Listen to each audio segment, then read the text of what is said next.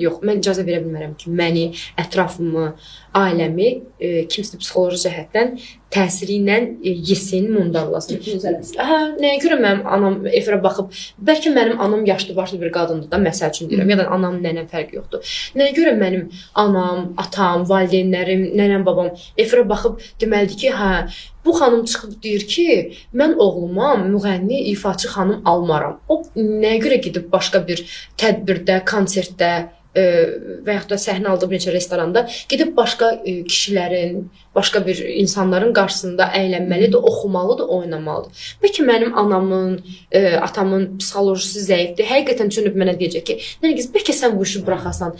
İndi mənim ailəmin də psixologiyası yerlə bir oldu. Mənim özümün xəyallarım da yerlə bir oldu. Onda bu ölkədə heç kim müğənni olmasın. Heç bir qız səsi varsa, istedadı varsa müğənni olmasın ki, falan kəsin anası məni almayacaq oğluna, mən nə edəcəm? Elə olsun, o nə böyüklərdir. Yəni, xahiş edirəm, kapatılın. Xahiş edirəm, kapatılın.